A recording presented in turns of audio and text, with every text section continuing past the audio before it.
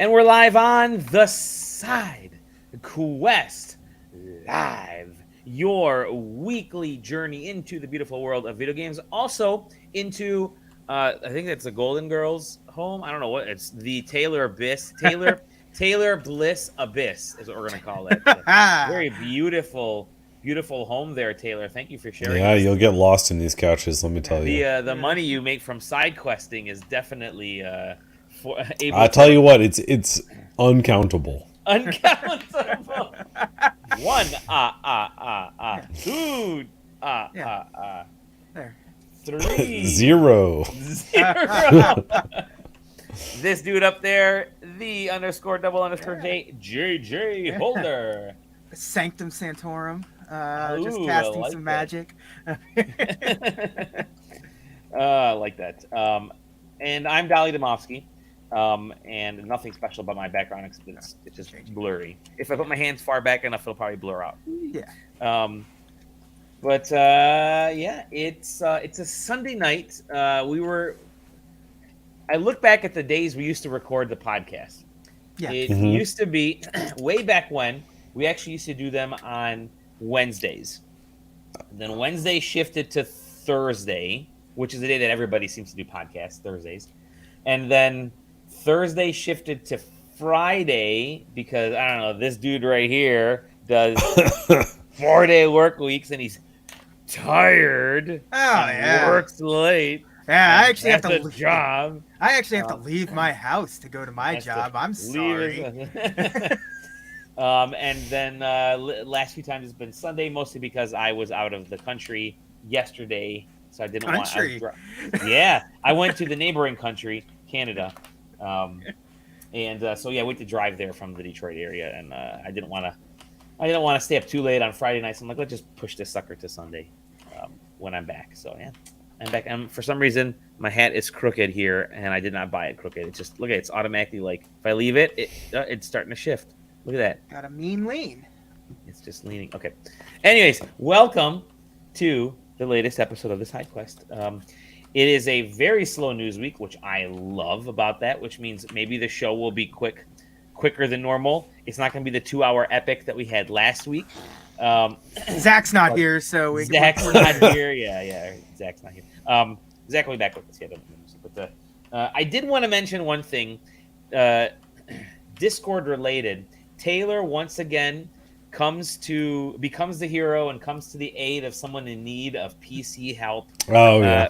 Way back when, 2 years ago, I don't know if you remember or not, but I asked a couple questions because I wanted to get a gaming laptop, which is what I'm recording on right here. And I said, hey, I need, Taylor, anybody can guys give me some pointers on which of these like 3 or 4 I should go with. You helped me choose this MSI. Oh yeah, I remember and that. I'm still using, and it's still purring like a kitten.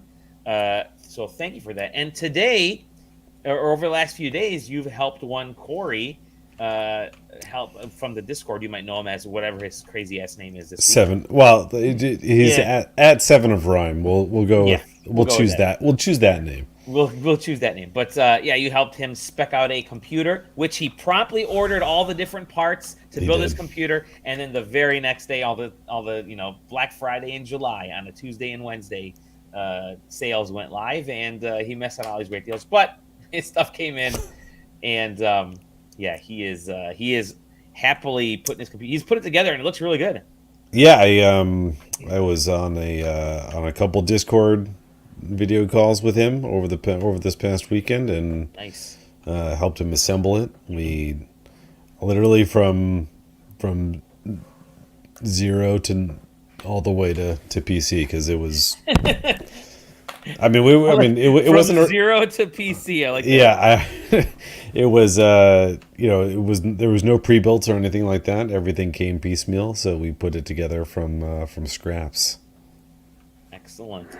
That's the way to do it. I mean, build that PC, and I don't know how comfortable Corey is and all that kind of stuff, but with you guiding him, I'm sure it was.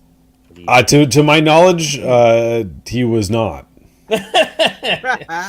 He seemed like it because he really wanted. It's funny because Corey, we pretend Corey is a multimillionaire, which he's not. He is He's actually not. pretty flat broke after getting this PC. The point where he's like, I have no money to buy games for it, so we're all kind of throwing, well, yeah, I guess throwing like humble codes at him and like Steam codes and shit. I'm like, you got Xbox Live, get Game Pass, and join.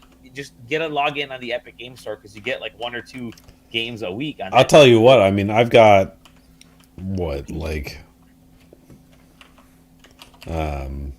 it's got to be 25 games on Epic. Yeah. By this point, that's it.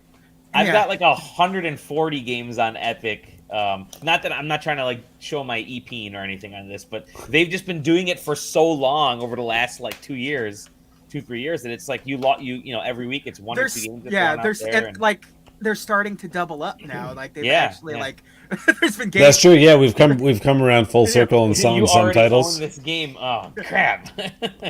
But no, it's we had talked about that in the past. And I still got to put that stupid article together. Right now is the best time for getting into gaming at a very affordable price. I mean, yeah, you may top out, you may get a nice computer, a nice PC or something, and put your money there, which is maybe the way to do it. But then Epic, every week you get 1 or 2 free games that are great, usually really good. You get stuff from Steam all the time. There's like freebies will pop in. GOG, get a free GOG account because they're always throwing games out there, retro games. And honestly, Amazon Prime gave away. They did quite the deal with SNK with that library. That was last year. Yeah, and on Prime Day this year, you got Mass Effect, Grid Legends, and a bunch of others. The EA partnership on this Prime Day was actually pretty good. Because I'll tell you what, I didn't own the Mass Effect collection. Neither did I. Because I'm strong. Let me rephrase that. I did not own it on PC. And I looked up my stack of discs upstairs. I'm like, when the fuck did I buy Mass Effect Legendary Edition for PS4? But there it is. Probably got it on Black Friday for like $4, whatever the price is back then. That's what usually happens to me. But now is the best time to get into games because it's so freaking affordable to get into. And these are all like high quality games that you can max out settings and get some phenomenal looking things. So. Just a matter of keeping your eyes peeled, but so good for Corey, good for all of us. Games, lots of good free games. But let's get into a little bit of news, shall we? Because there wasn't a lot. There wasn't a lot this week. I'll start with maybe the dumbest news of the week, which was speaking of EA with Mass Effect. Former EA boss John Riccitiello, who is now the boss of Unity. Oh my god! We'll spend plenty of time on this. Yeah, the other day came out and basically said, you're a fucking idiot if you're a developer and you don't, factor in some type of money making scheme into your games. And then he has to come out and do like, oh no, fake news. I was taken out of context with that. No, man, we read it. There's no taking out of context. We know exactly how you feel. Don't try to fucking shove sunshine up my ass with this. Never liked that guy. Never will like that guy. He's always been a shithead. Not too many people like him. Excuse me, to clear my throat. It's okay. What I think he's saying, I don't know what he's saying. What I think is basically don't do him any favors, Dolly. No. What I think he's trying to say is in the long term, you probably want to figure out some way for your game to be viable, and maybe a live service is the way to think about products. But no, motherfuckers like, yo, fuck you if you can't buy bullets in your games and force the consumer to buy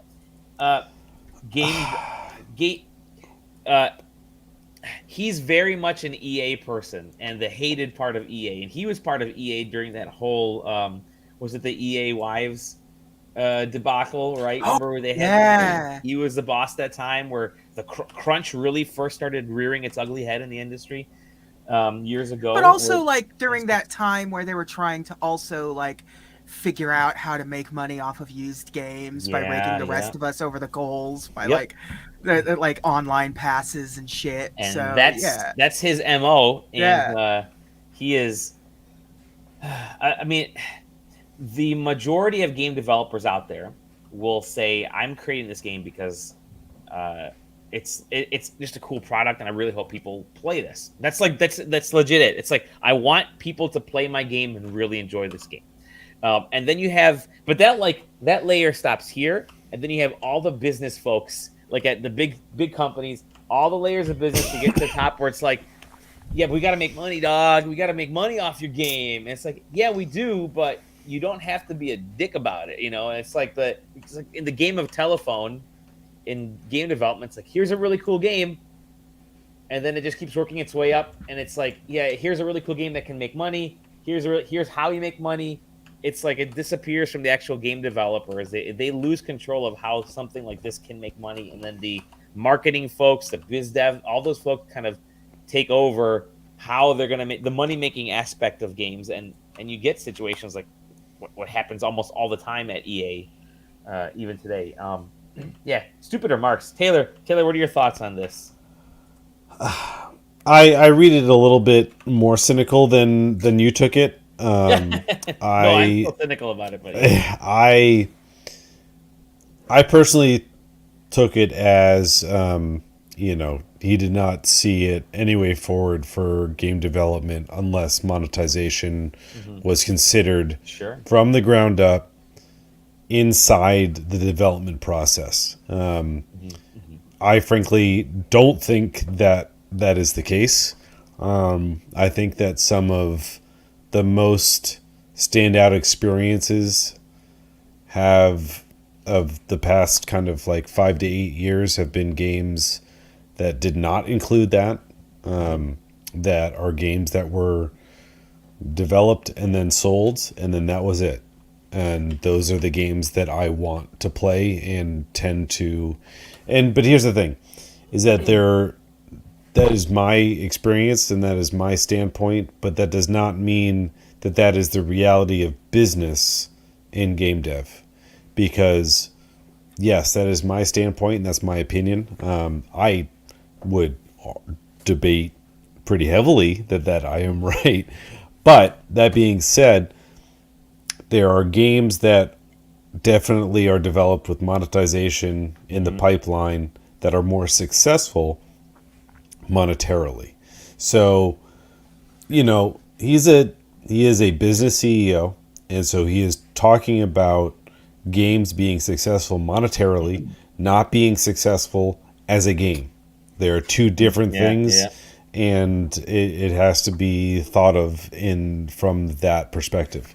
The first thing that comes to my mind as far as a game that's just successful as a game and sells a bunch of units is Stardew Valley, especially one that, content was made. There is no pipeline for that content when it comes to monetization. That dude has made like 3 expansions to the base game, and none of them were any additional cost. And I have a feeling that if it was made in Unity, I don't know. I feel like you look at a game like Stardew Valley and would genuinely think that it is a missed opportunity of monetization. That's my opinion. Thank goodness that Unity is that the first thing on their mind is game dev and not merging with a company that's well known for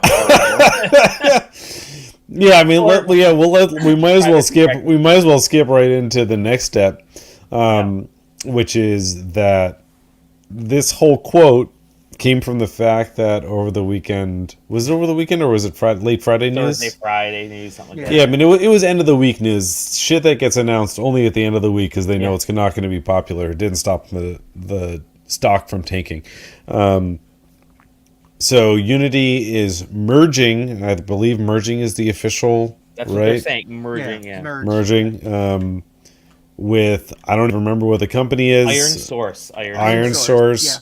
The large memeability on Twitter was that they made malware-like products, and man, they got Unity got raked over the coals for it. Oh God, yeah. At least on social media.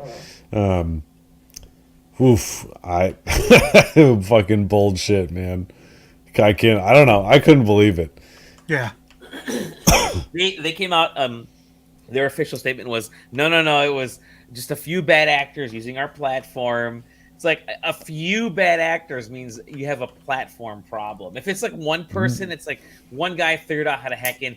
Okay, we'll. A few people figured it out, and it took us, and we just kind of like let it lie for a bit. Let it go. Yeah. It made us money, so we let it go for a while. Yeah, we just kind of. It was okay. We had a mess, absolute mess. Yeah, I mean, I think that the overall criticism will be, unfortunately, short-lived. The reality is that Unity is a very inexpensive alternative to many other engines. It's the marketplace on Unity is still very strong, and there's a lot of free resources. It's kind of too compelling for it not. I don't want to call it too big to fail, because it absolutely could, and we'll see. This will test it to quite the degree, I think. But I don't think that this merger alone will be any death knells or anything like that for Unity.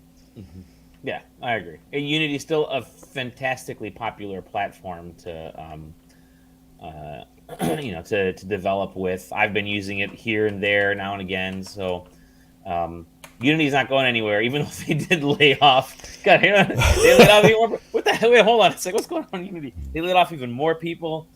I know a couple folks that have been laid off over the last month from Unity, but it's just I mean, a few of the talk that I saw, kind of for people that were in and around the industry, was they felt that it was pretty hard to believe that this merger was not directly related to the layoffs that occurred. I am inclined to agree with them. Yeah. So, On to news that's actually much better. Please. Skate is free to play, baby. Oh my God! Fuck you, Dally. No, okay, hold on a second. Make your argument. Let's go. Right. Let's go. Give me Fortnite Skate. When you start thinking of this as a giant online game where you can actually go around, you can zoom around these really cool environments with your skateboard, do some tricks in all different places. You can get cool outfits, basically everything that makes stuff like Fortnite and Fall Guys and shit like that popular. I think it could actually be kind of cool with a skateboarding game. Yeah, cool idea, Dally. You do know that they're not gonna fucking do that, right? They're not gonna fuck it up at all, are they? We're talking about EA. We're EA. We're full circle back on EA. That is not the game they're going to be making. No, they're going to be making Skate 3, but not good. I mean, that is an impressive level of just absolute what's the word I'm looking for? It's just like self-duping. I don't like it's just impressive, really. My optimism levels were past optimism, my man. It's so they revealed that it's going to be free to play. There's cross-platform, cross-gen, cross-save, all that stuff. I think I even said, like in a tweet or something, like the idea of a freemium, like free to play game like this, not a bad idea in like concept. Sure, it makes sense, especially for a skateboarding game because of all things, skateboarding is very much a consumer-driven thing. It's all about showing off, as much as it is. Your outfits, but like they're not going to do this with any level of tact in any way, shape, or form. It's going to be an absolute miserable experience. The game may play well, but it might. Who knows? That's why it's emphasis on may. It's hard to know. It's hard to know, but like at least Tony Hawk came out and was a great game at the end of the day, especially coming off of the last time they tried to make any of the previous Tony Hawk games, including the HD collection. Mm-hmm. So who knows with this, an entirely new game built on a platform that EA is notorious for being savages with. No faith, but you know, I will be interested to see. EA is a little more cautious since Battlefront 2. They still release Battlefield, or whatever the game is. Battlefield. What, 2042? 2042. Yeah, so that's why I said cautious. I didn't say they were healed medium. Yeah. I don't know. I don't have any faith. I don't even have any faith that the game will even resemble Skate, because I feel like the thing that everyone remembers from Skate is just kind of how chill it was to just hang out in the world of Skate and just kind of do your thing, and then also laugh at every time you just totally ate shit in that game, because they had really good ragdoll physics in it too. So I feel like they're gonna miss the point of what made Skate popular and just make 2022 video game, 2022 ass video game. Yeah, I mean, my reaction when I saw that it was going free to play was just the I think very similar to many people's, was just kind of like a hearty sigh. Yeah. I don't know. Like, could it be successful? Absolutely. Yeah. Do I think it will? Absolutely not. No. You know, it's.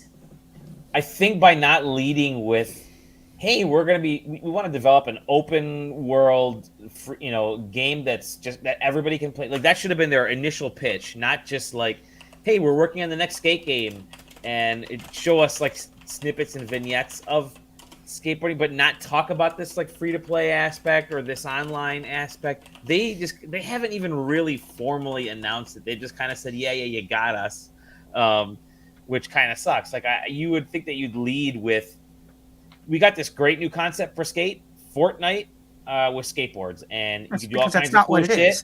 But that's not what I'm saying. It's not what it is.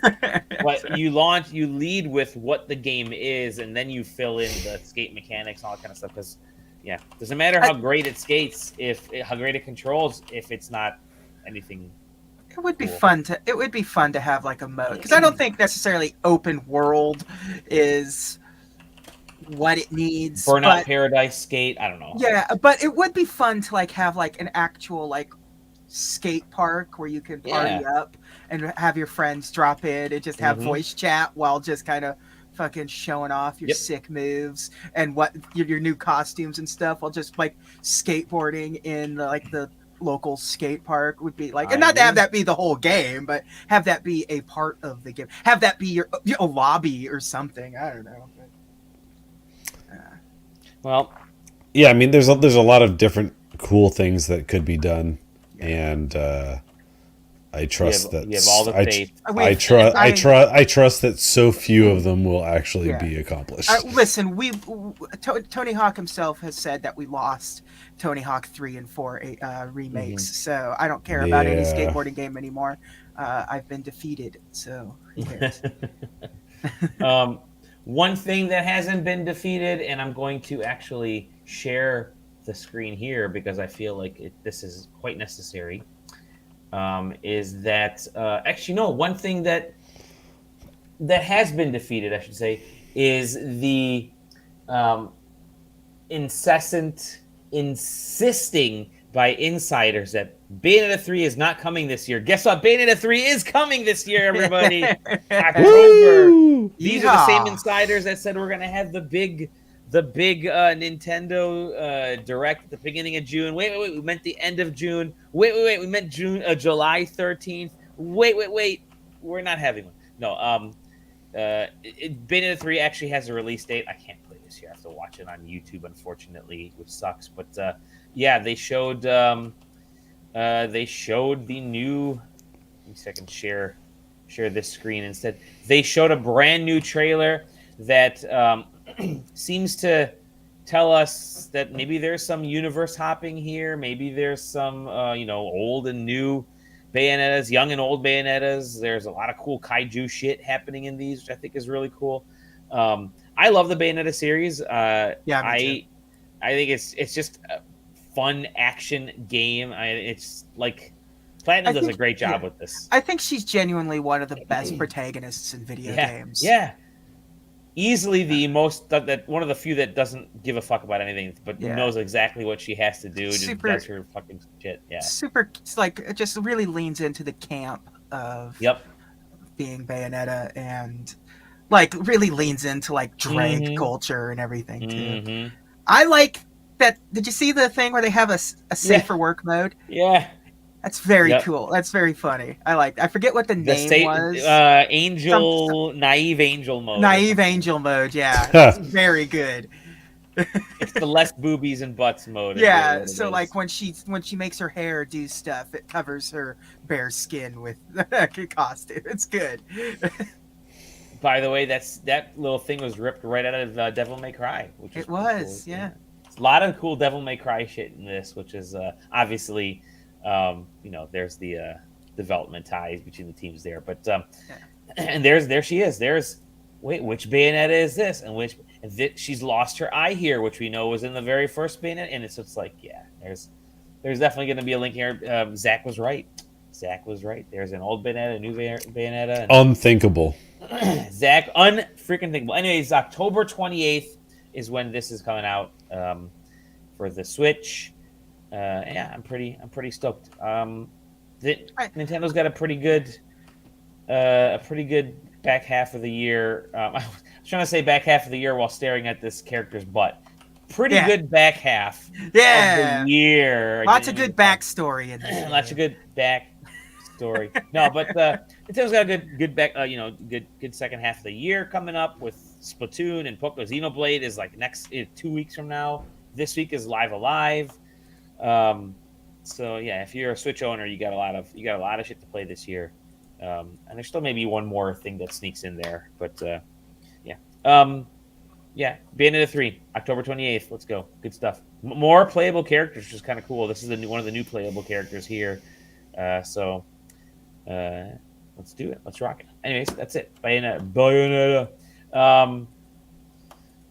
There really is anything else. I was struggling to find stuff. It's all stuff that we don't really have a lot to like talk about. Like Nintendo bought an animation studio. Like, okay. What does that mean? I don't know. Are they gonna make? Is that gonna be making movies or gonna continue to make the CG for Mother? Other I video. don't know. Yeah. That's Metroid Prime. Other M. Mother. Yeah. The Soul Frame. That Warframe. Soul Frame. Yeah, that's true. Warframe team. Yeah, that was a decent one. There was a huge contingent of people that are really into A, free-to-play stuff, and B, Warframe. I feel like there are people that, even though they don't play Warframe, are kind of like free-to-play enthusiasts that recognize Warframe for what it is, even if they don't actively engage in it. And this is one of those things that those players will pay attention to.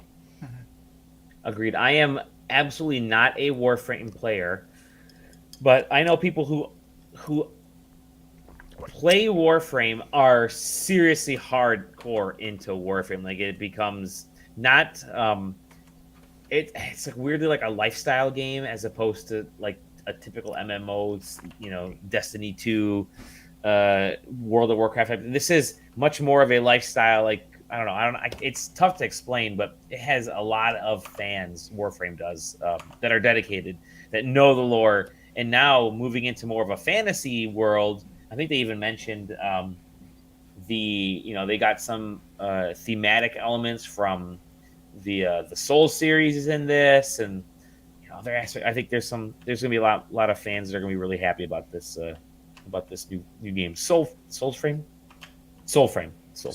Yep. No more war. Now it's all about soul, baby. But yeah, I think it's a cool thing. I think it's awesome. Either you guys play Warframe at all? Very early on. Yeah. I've probably put maybe a couple dozen hours into it over the many years. Yeah, I agree. Yep, same here. I've restarted a million times, forgetting where I am, and the game has evolved and changed so much. I mean, you power the game up, and it feels like a completely different game every time you load it up. But yeah, they're dedicated. There's a giant moose there, so that's always good. Soul Frame. All right, let's move on to what we've been playing, because or what we're consuming, and what we're doing. Jack Daniel's Down Home Punch. That's what I'm. How is that, dude? It's delicious. It tastes like punch. It doesn't really have an alcohol taste to it at all, but it's only 4%, 4.8%, so it's fine. It's just all right, who wants to go first? Taylor, JJ. Myself? I can talk about comic books because really the only video games I've had are old stuff, like legitimately old stuff. I haven't played anything new. And Avengers, and nobody wants to hear about Avengers again. No, with SDCC coming up pretty soon, I'm going to give you like 8 to 10 minutes total on comics.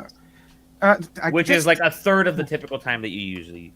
Hey, yeah, exactly. Hey, if you're a big fan of The Mandalorian, Disney and Marvel have started an adaptation of The Mandalorian in comic book form.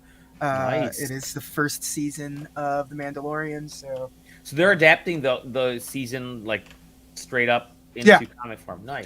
Issue 1 ends with the final scene of episode 1 where he's like looking in at the Baby Yoda. Do you know if they're gonna do like one episode per book? Because there's some episodes that were pretty extensive. I think that's sort of the plan is to just I think it's supposed to be. I forget how many episodes season 1 was, but I think there's like 10, right? 10 episodes. Yeah, because I think it was. I feel like it was designed to be 10, like 6 to 10 like issues. One of my favorite writers, Chip Zdarsky, has taken over Batman, and it's a really, really, really, really good Batman series now. It starts with issue 125, and it's Batman's in a state now where he's kind of broke. He doesn't have Alfred's dead, and he doesn't like have the Batcave or anything anymore. He's just kind of he's just kind of exists as Batman without any of the same sort of level of resources that Batman has had in the past. And this one also has Robin getting kind of maybe killed, unclear at the moment, but throwing everything out there. It's a Batman story, but so far it's probably one of the better written Batman stories that's been around in a while. It's this one right here, Batman 125. It's fantastic. Marvel has the Predator license right now, and so they're about to start a Predator series. So in order to promote that, they're doing variant covers. So it's going to be hard to get the blur to not catch it. I could turn it off. There we go. Ooh, whoa, so, Wolverine and Predator. It's just a cover, but they're doing a bunch of these kind of. Nice. They did it with Alien after they were before they started their Alien. Sweet. The Alien stuff has been really good, so I'm kind of really excited for the Predator stuff. Well, I mean, Disney owns the Predator license now. Right? Exactly. So that's why Marvel is making a Predator, because the Dark Horse stuff was really successful for both Alien and Predator, and they did a lot of crossover stuff too. We lost Taylor. Okay, good riddance. Yeah. And Marvel just started their Eye of Judgment series, which is Avengers, X-Men, and Eternals crossover event. Okay. And it seems to be playing into the fact that the mutant books have gotten weird. I think I explained it recently with the mutant books, where it's just they have their own living island and they've cured death, and things are starting to come to a head. So it's definitely leading to a big. It's definitely leading to a big. One of the coolest things that Marvel has done with the X-Men is. The whole crackle and the Hellfire Gala, I think, is always really cool. I love that I love that for the Hellfire Gala every year. They put out like a free little like pamphlet of like showing all of the fashion of the Hellfire Gala. So cool. It's cool. It's very fun. But yeah, the mutant stuff in particular has been really good. Oh man, and it's starting to appear in the MCU. I won't go into any spoilers, but if you've been around the recent MCU stuff, you're noticing potentially the first strings of mutant maybe. We don't know yet, but... the most recent thing that I'm pretty sure that you're referencing. Yeah. I just don't know like how they're gonna how it's not a good starting point for this. It's not. No. It's definitely not. But like it really, it's hard to tell if it's just pandery or if this is really how they're going to start introducing this shit. It's not particularly great, but it is a poppable moment. It is like when it plays out, it is like, oh, sick. But also you think about it for about 10 seconds and you're like, what the I don't know about this. So I'm excited to see how they do it, because I don't know how you do that. Like I'm assuming there's going to be some sort of multiverse bullshit that plays into it at some point, or I don't know, like incursion events kind of thing. So it's funny because you think about that stuff, and the Netflix Marvel shows are now canon. Everything from Daredevil to Luke Cage to the Defenders to that's all canon now. Wait, I thought it was not canon. No, they're okay. So they're slowly starting to recanonize everything. Are we saying it's canon again just because they brought back in the Daredevil actor, or they also brought back Vincent D'Onofrio's Kingpin. Yep. Sure, we incorporated 2 actors. What are we?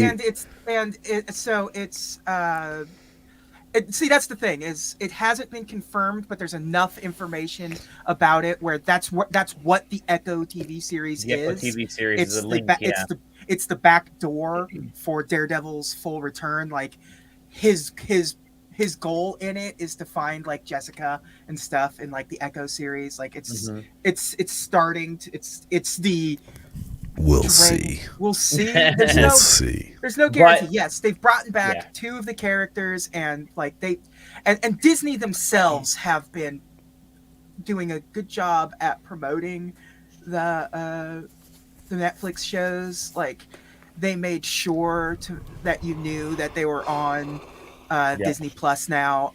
They've talked about Matt Murdock plenty of times.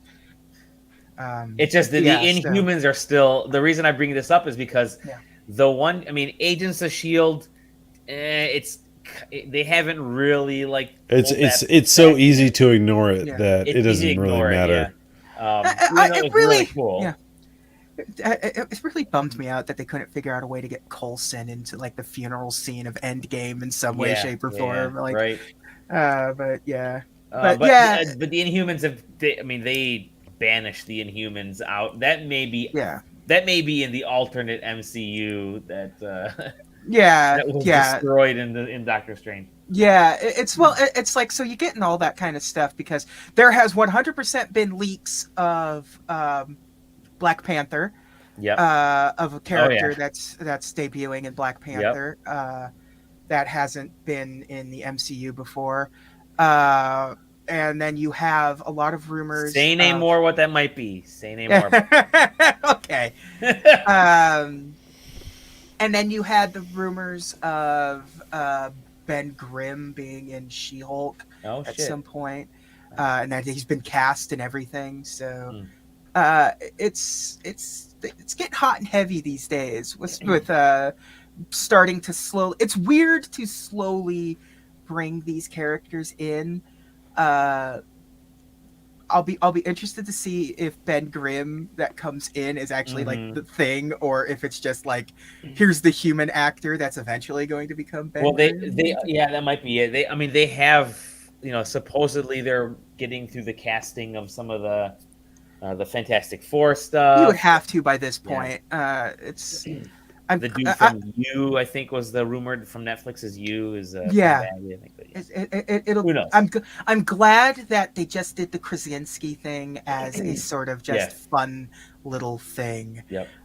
Spoilers for Doctor Strange, I guess, but at this point, no, but it's the point where you and I had talked about where this is all leading to, which is Secret Wars. Even that the homeboys behind you got the Russo brothers saying that that their sort of dream would be to do a Secret Wars, but laying it a little heavy that it's going to be like based on the original Secret Wars, which is because it's the one that they talking about. It'd be the one that they read as kids, which would be like there is no absolute hint at all that that's the Secret Wars that they would be adapting, and it would make no sense that that's the Secret Wars you adapting, especially after Doctor Strange. With Doctor Strange's sort of non-stop setup of incursions and making you fully understand what incursions are.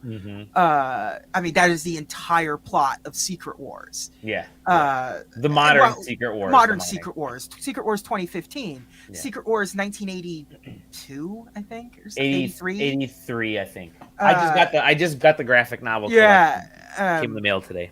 I just on the flip side of the Secret Wars, I just got the entire run of DC's Crisis on Infinite Earth. Nice, which is very fun. It's like that same level of crossover event. Like, it's beautiful. But like the original Secret Wars is like not much. The original Secret Wars was just an excuse to get a bunch of characters together. It was like playing with action figures, which it really was. Because it was like, and it created that action figure line that was a massive hit too. But like it really was. It was just like the Beyonder was like, let's bring everyone in and make them fight. And that was sort of the goal of Secret Wars. There wasn't like, and it was a lot of backstabbing, Secret Wars was like this emotion based war, but because the original Secret Wars had like Magneto on the side of the good guys, and all the bad guys are like, what the fuck is this? He's Magneto. He's Dr. killed Doom more. Kept jumping. But, Dr. Doom was the best in that because he was so arrogant to the whole thing. He's like, no, I got this. I can do this alone by myself. What other comics? What are the comics you read? And you don't know if you had any others floating around there. I just picked up the giant hardcover book one of Monstrous. Okay. That's Image, right? It's Image. It's absolutely gorgeous drawn book with some absolutely phenomenal writing. Like the writer behind it and stuff was like working on like a lot of stuff. Like I've worked with Marvel in the past. Was really behind X-23 early on. But like this story is incredibly good. My coworker actually lent me like volume 1 of the graphic novel, and I got super into it. Can't really talk about too much of it because I kind of want people to read it. And I don't want to spoil anything, but it's very much like fantasy creatures with a bit of like Lovecraftian, like cosmic terror, horror kind of designs and stuff. A lot of like unnecessary eyeballs and things. It's very good. It's very emotional. It's a feminist story, which is, it's like Saga. Saga's back, and I've been reading it ever since, and Saga's been incredibly good, but I'm paying $3 a month to just be like absolutely depressed by the end of the book every single time.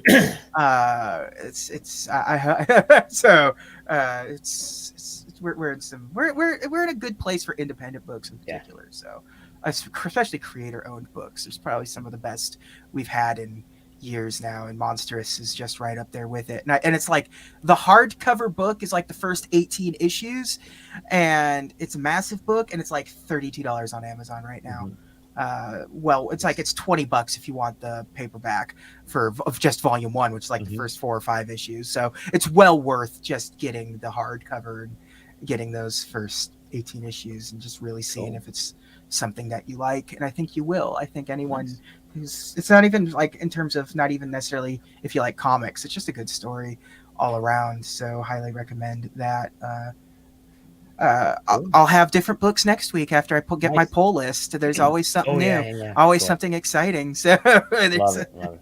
Very good, JJ. Especially now that I haven't I haven't had any video games to review or talk about. Well, and then SDCC is this week. Yeah, which means we're gonna get a lot of news and stuff. So I'm sure we'll touch on some of that stuff too.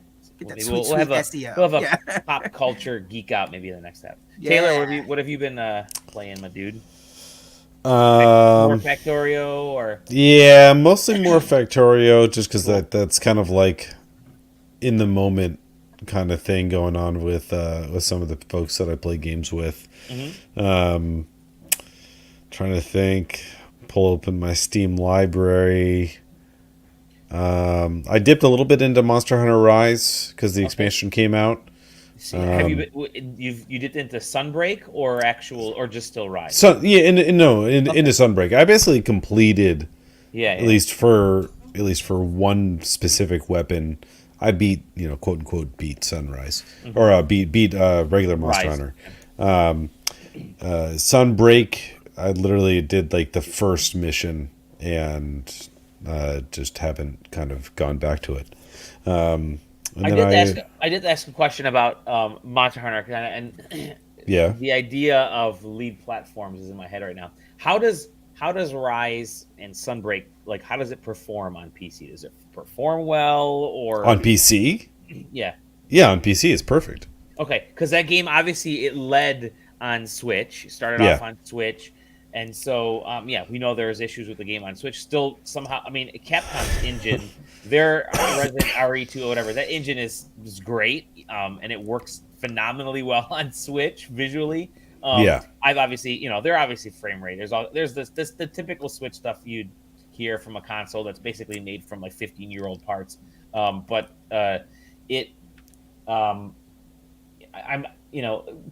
Laterally translating that to PC seems to work phenomenally well, and I hand that, and the reason I asked is it's got to be that engine has got to port around so well that it can upscale and downscale whatever wizardry Capcom is doing with that, because even the stuff using that engine that's either lead on Switch or ported to Switch has worked well too. So that's why well enough what you'd expect on Switch, I should say.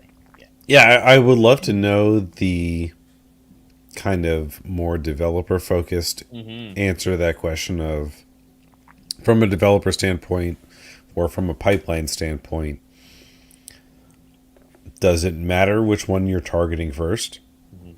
Platform wise, does it matter if you target Switch first? Does it matter, or is PC just always possible, depending on what switches you flip and what settings you choose?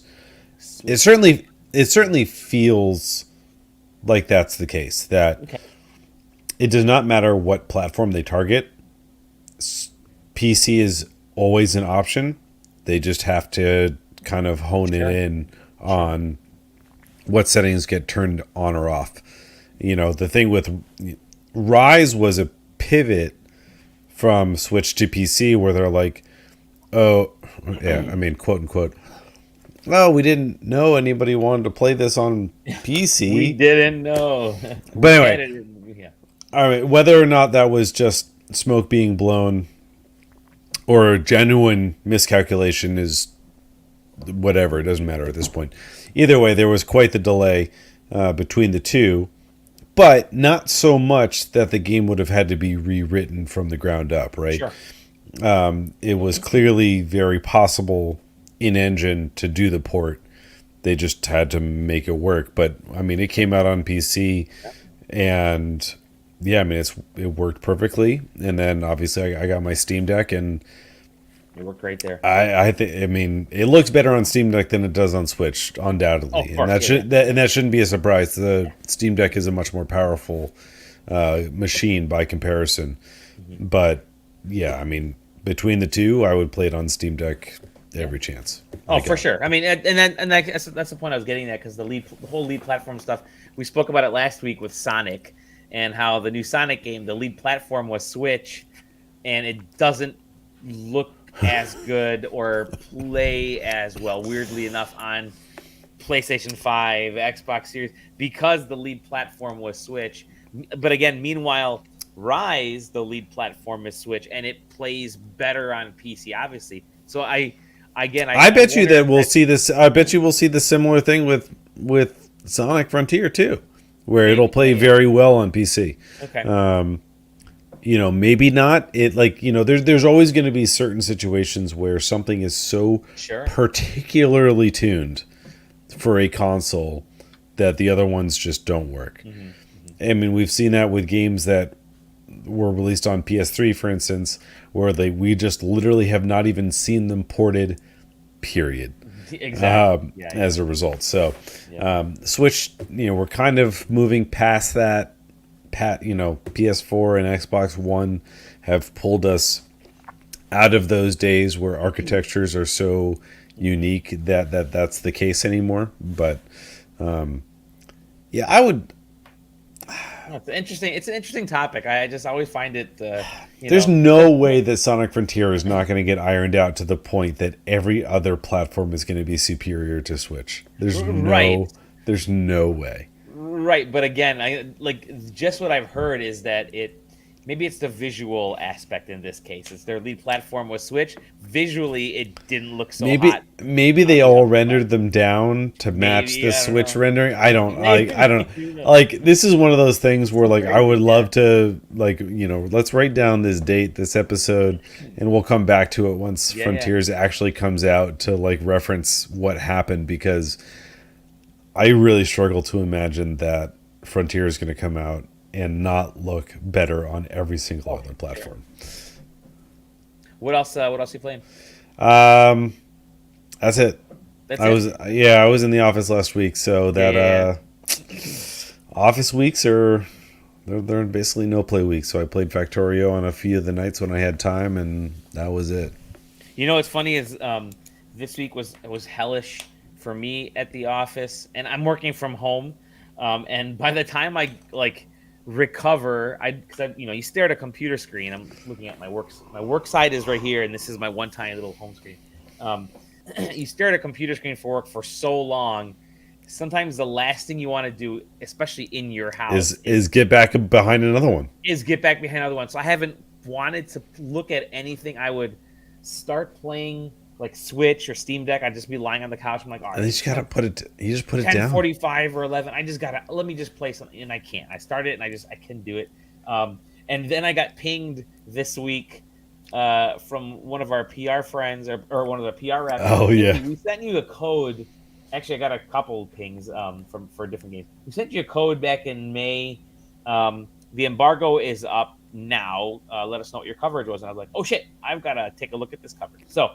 The game I'm going to talk about is called Super UFO Fighter. And do you guys remember? Do you guys remember a Nintendo game that was released on mobile a while back, a few years ago, called Part-Time UFO? Yes. It is a mobile game. I'm going to play this right now. It was ported to Switch last year, almost 2 years ago now, October 28th. Very simple style game where you're a little UFO with a grappling hook. This is a Nintendo product right here that we're looking at. And you just kind of zoom around, you pick stuff up, and it's a simple screen layout, and you're literally picking things up with your claw, moving it over in your finishing tasks. This little alien guy, this UFO, his name is Jobski, which I thought was a fun name. But real simple. It's got, you can buy some stuff, whatever. Anyway, so I always like this game. It's definitely more improved on Switch than it was on mobile. Not a ton, but enough. To the point where it may have given some people ideas to create similar games, but really mash up the genres to get there. So one of those games is called Super UFO Fighters. This game came out last week. I believe the 13th was release day, 12th, 13th, 14th. And it is, as you can see, very similar style. I'm going to replay this clip a couple times. You are a little UFO and you're picking stuff up. Well, it's not just a pick up, do jobs, drop things off game. It is actually a one-on-one fighting game.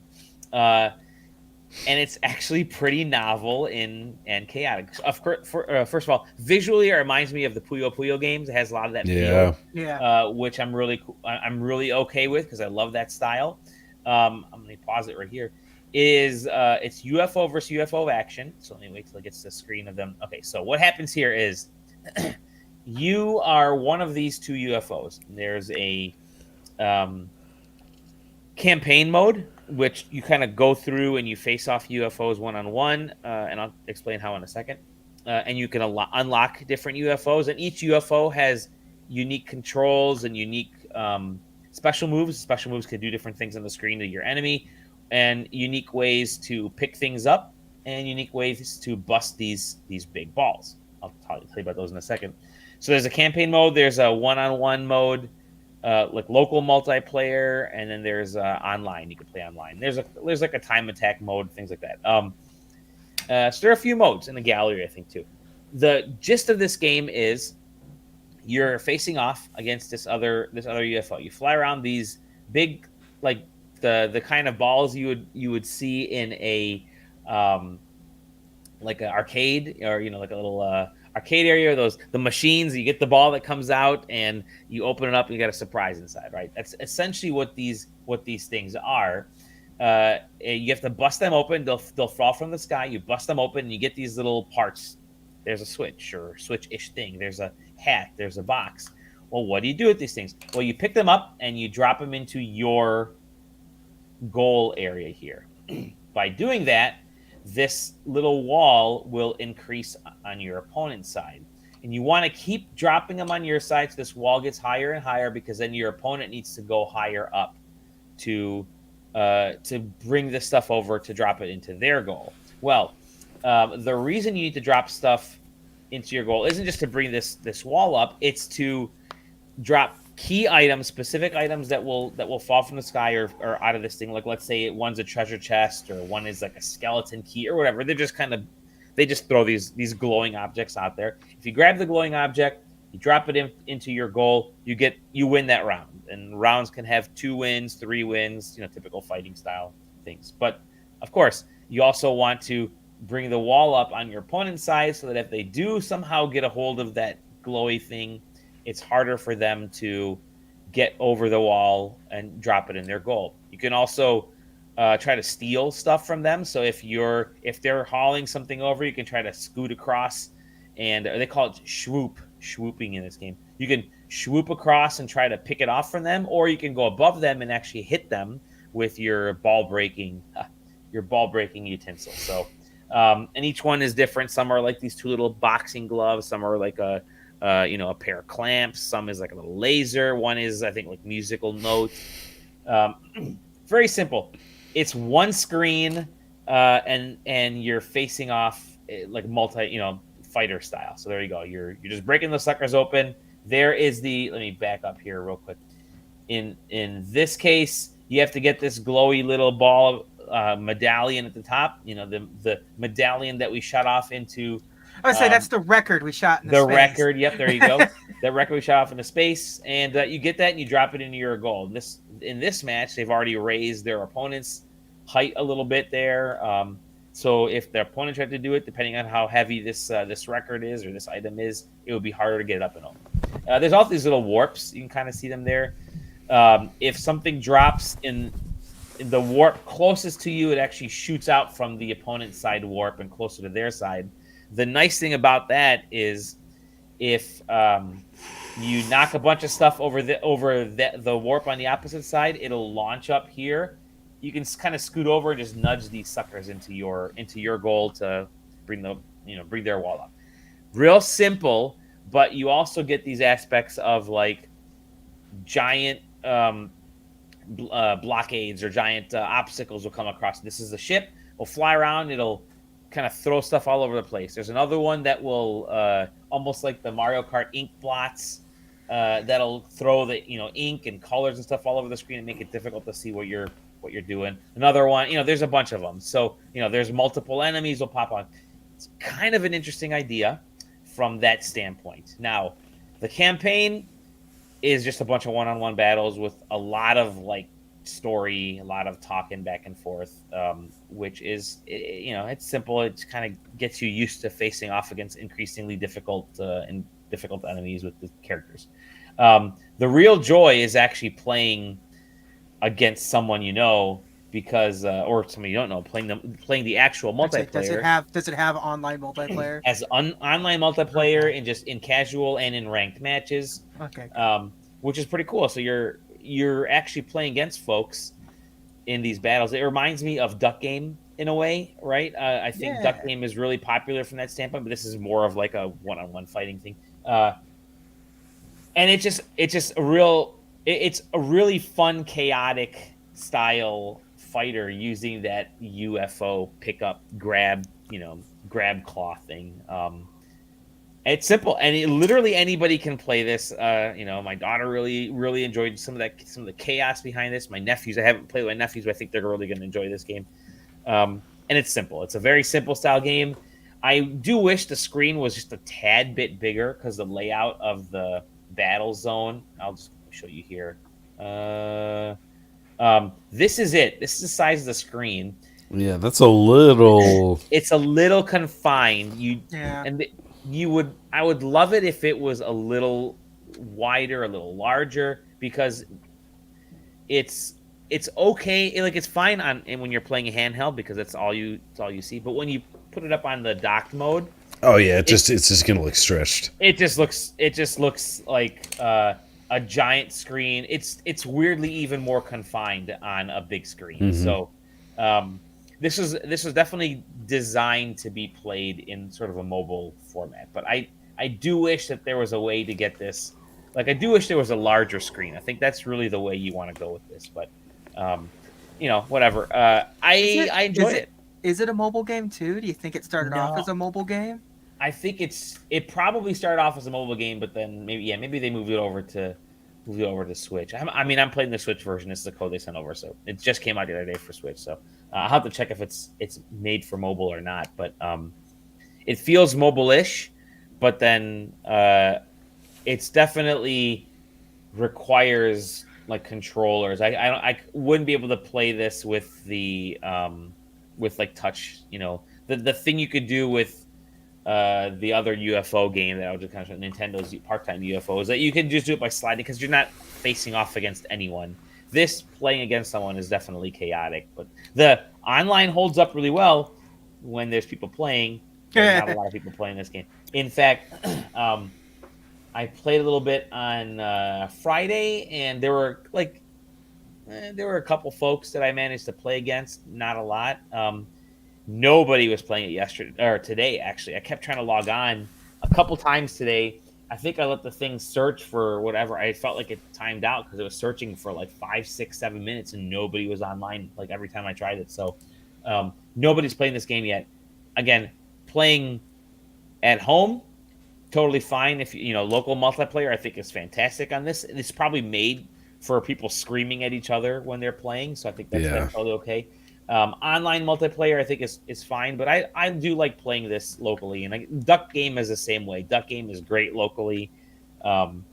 It's fun. It's fine. It is not super deep, but it's enjoyable. It's very easy to get into. These games are designed for you to physically see the betrayal in the other person's eyes. Yeah. Totally.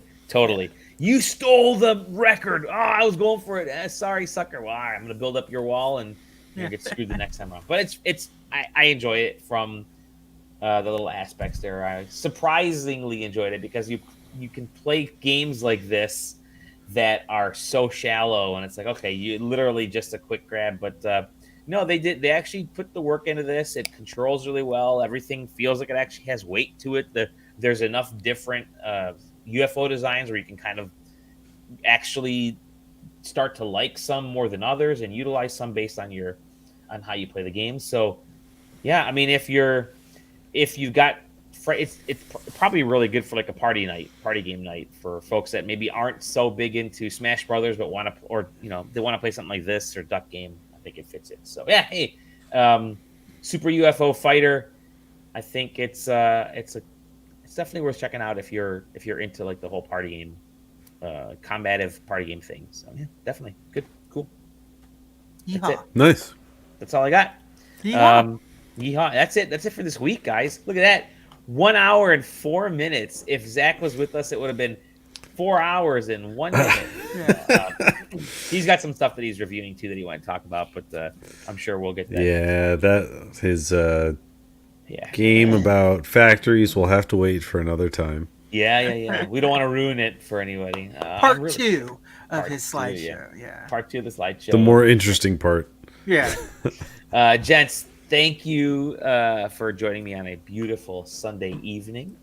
From your amazing house, Taylor. Please, let me tell you, it's go play that grand piano. Yeah, can you play us a tune? Can you play us out there, Taylor? Play us out. I mean, the only thing that you will hear is the clanking of my mechanical keyboard. JJ, thank you for being blurry and talking to us about comics. Yeah, always good stuff. Definitely, and that's it. Dally, thanks for being here. Being you. Thanks for, I love hanging. Thanks for paying the money to allow this website to exist. I can no longer afford a pool. No, just kidding. You're all thanks invited. To me, you can't. Thanks. Has your Hot Wheels shown up yet? Can I tell you? I did not buy it. That's good. I had to back off on so much.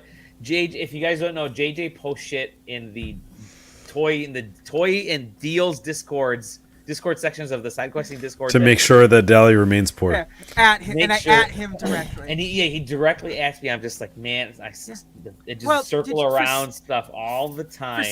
For San Diego Comic-Con this year, they're putting out a Hot Wheels 2-pack of kit and car.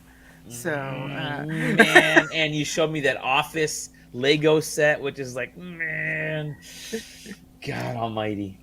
Here we go. But here we go, gentlemen. Thank you very much, listeners, viewers. Thank you very much. We love you all. Make sure you visit us, sidequesting.com, SideQuesting TV on Twitch, SideQuesting on YouTube, and rate, review us, subscribe, follow wherever every podcast. Tell your friends about it. That's probably the best thing you do is tell your friends about us. Come talk to us in the Discord. We're just friends. We're just all. I mean, that's the best thing about the SideQuesting podcast and the Discord is we're just hey, we're just friends, just recording, just friends on a conference call, just hanging out. Yeah. We are all like that. We don't keep anyone at arm's length unless it's this right there. No, we're very. And with that, we'll see you in the next episode of the SideQuests. Bye-bye. Bye.